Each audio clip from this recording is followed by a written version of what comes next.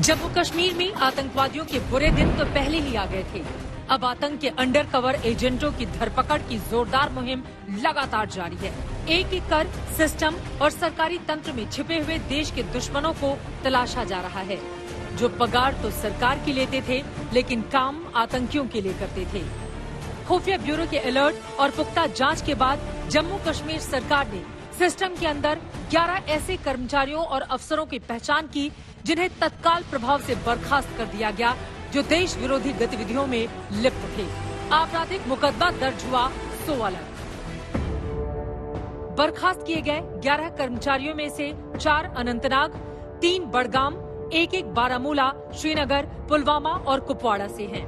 इनमें से 4 शिक्षा विभाग में, 2 जम्मू कश्मीर पुलिस में और 1 कृषि कौशल विकास, बिजली, शेरे कश्मीर अस्पताल और स्वास्थ्य विभाग में तैनात थे।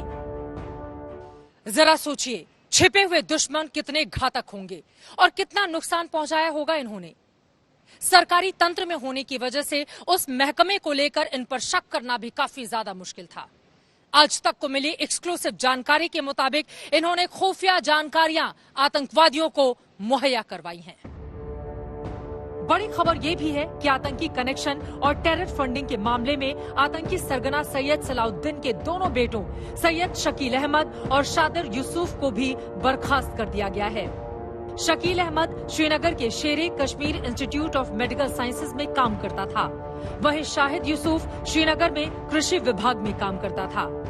सलाउद्दीन के 2 बेटों को टेरर कनेक्शन में बर्खास्त किया गया है। एकता और अखंडता को अगर देश के खतरा होगा तो फिर वो आदमी नहीं बख्शा जाएगा, वो कोई हो। आपने ये कहा। हाँ, जम्मू कश्मीर में सुरक्षा की स्थिति बहुत नियंत्रण में, फोर्सेस का पूरी तरह से अपर हैंड है। पिछले 4-5 दिनों में देखिए तो जो लिस्टेड मिलिटेंट्स हैं उनको पुलिस और फोर्सेस ने मिलकर के एलिमिनेट किया है। कोऑर्डिनेशन बहुत अच्छा है। सरकारी सिस्टम में आतंक के अंडरकवर एजेंटों की गद्दारी की साजिश का मॉड्यूल दंग कर देने वाला है। सूत्रों के मुताबिक कुपवाड़ा में तैनात एक कर्मचारी लश्कर तैयबा को सुरक्षा बलों की मूवमेंट की जानकारी देता था।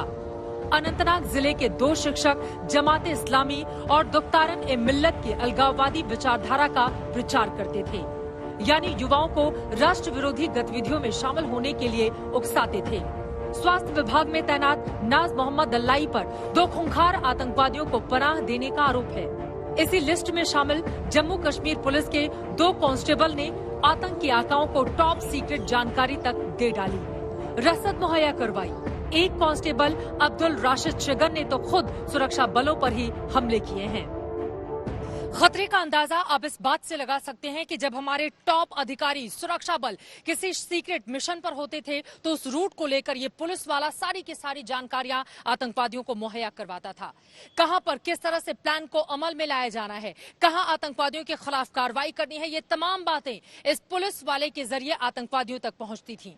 इसी के जरिए आप जान सकते हैं कि देश के भीतर छिपे ये गद्दार देश के तंत्र में रहते हुए इस देश को, हिंदुस्तान को, हमारे सुरक्षा बलों को कितना ज्यादा नुकसान पहुंचा रहे थे।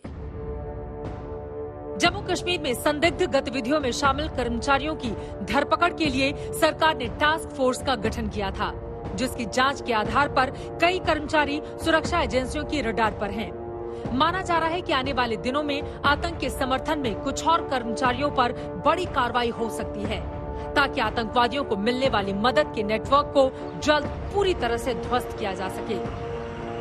राज्य सरकार द्वारा एक बहुत ही अच्छा कदम लिया गया है, मैं इसकी सराहना करता हूं, क्योंकि इन लोगों को जब तक चिन्हित नहीं किया जाएगा तब तक ये पॉसिबिलिटी नहीं है कि मिलिटेंसी को समाप्त किया जाए। मुझे लगता है कि सेक्रेटरीट में बैठे लोग जो इस प्रकार का काम करते हैं उनको जल्दी से जल्दी सैक किया जाना चाहिए। ये तो एक शुरुआत है, इसके अलावा और भी लोगों को चिन्हित करके जल्द से जल्द उन पर कार्रवाई हो। यानी सुरक्षा बल पाकिस्तानी आतंकवादियों को छोड़ते नहीं और सीमा पर घुसपैठ भी पहले के मुकाबले बहुत कम या ना के बराबर है। अब बारी आतंकवादियों के हमदर्द और मददगारों की है, जो पहचाने भी जा रहे हैं और पकड़े भी जा रहे हैं। अगर एक लाइन में एक्शन प्लान को समझें तो पूरा सरकारी सिस्टम एक दिशा में काम कर रहा है।